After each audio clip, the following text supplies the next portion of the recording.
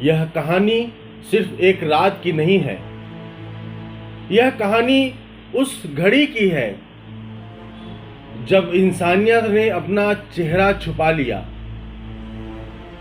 और सभ्यता जंगल के नियमों के आगे झुकती नजर आई। ये कहानी है मध्य प्रदेश के छिंदवाड़ा जिले के लुइया पानी गांव की, जहां एक आदिवासी युवक के साथ जो हुआ वो सिर्फ एक अपराध नहीं, शायद एक चेतावनी है उस व्यवस्था के लिए जो बार बार आदिवासियों को न्याय के दरवाजे तक पहुंचने से पहले ही थका देती है। 29 जून की रात थी। लुइया पानी गांव में आदिवासी युवक के साथ कुछ ऐसा हुआ जिसे सुनकर रूह कांप उठती है।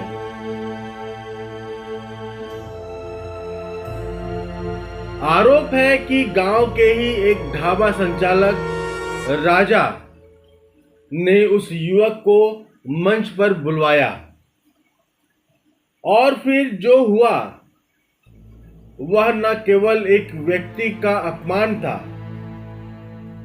बल्कि पूरे आदिवासी समाज की गरिमा पर हमला था।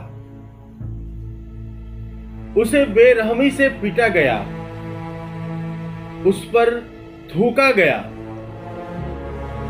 और यह बात आरोप के अनुसार उसे पेशाब पिलाया गया। आप सोचिए, किसी के सामने पेशाब पिलाना सिर्फ एक शारीरिक उत्पीड़न नहीं होता, वह मानसिक गुलामी का प्रतीक होता है। उसे सार्वजनिक रूप से अपमानित करना, उसे नीचा दिखाना, यह दर्शाता है कि अपराध करने वाला खुद को किस मानसिकता में देखता है। घटना के बाद जैसे ही यह खबर फैली, गांव में तनाव फैल गया। सैकड़ों की संख्या में ग्रामीण सड़क पर उतर आए। इंसाफ दो, इंसाफ दो, यह सिर्फ नारा नहीं था, यह उस दर्द की आवाज थी जिसे सदियों से दबाया गया है। प्रदर्शन इतना बड़ा था कि छिंदवाड़ा के एडिशनल एसपी और एसडीएम और तमाम अफसरों को मौके पर पहुंचना पड़ा। वहां लोगों को शांत करने की कोशिशें की गई। आश्वासन दिया गया निष्पक्ष जांच का। लेकिन सवाल यह है, क्या ये सिर्फ एक अचानक हुई घटना थी या इसके पीछे एक पूर्व नियोजित अपमान की मंशा थी? ढाबा संचालक राजा को किसने ताकत दी कि वो एक मंच पर आदिवासी युवक को बुलाकर उसका ऐसा अपमान कर सके?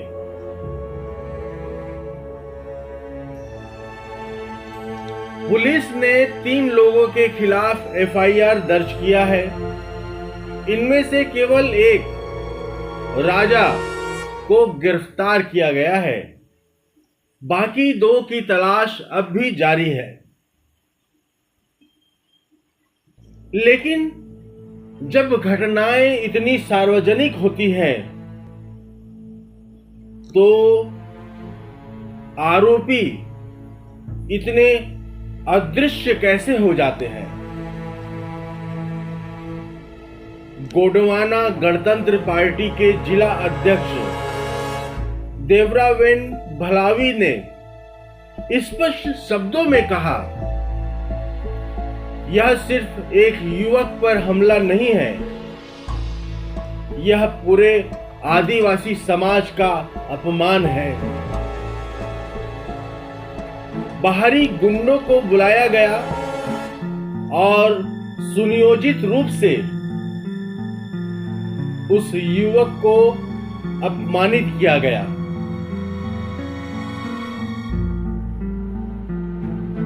ये बयान सिर्फ विरोध नहीं था, यह उस सच्चाई की ओर इशारा कर रहा था जिसे अक्सर लोक व्यवस्था के नाम पर दबा दिया जाता है।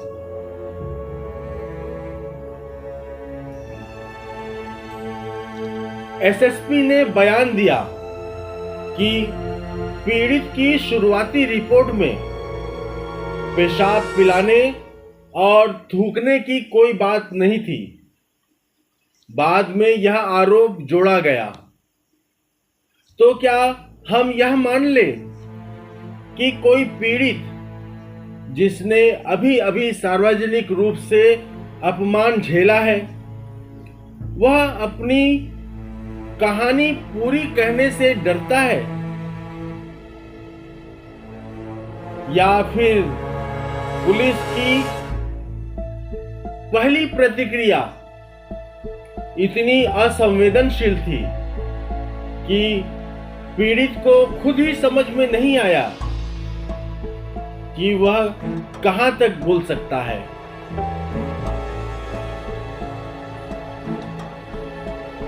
घटना के बाद से गांव और आसपास के क्षेत्रों में तनाव है।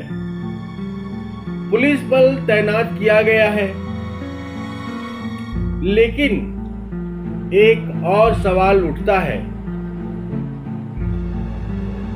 किसे बचाया जा रहा है, गांव को या उस मानसिकता को जो इस तरह की घटनाओं को जन्म देती है। भारत के गांवों में आदिवासी समाज को बार बार यह एहसास दिलाया जाता है कि वो मुख्य धारा में नहीं है, और जब वे अपने अधिकारों की बात करते हैं तब उन पर हिंसा, अपमान और दबाव के हथियार आजमाए जाते हैं। यह मामला केवल छिंदवाड़ा का नहीं है, यह हर उस कोने का प्रतीक है जहां आदिवासियों की आवाज को दबाया जाता है, जहां उनके सम्मान की कोई कीमत नहीं समझी जाती। क्या आप यकीन कर पाएंगे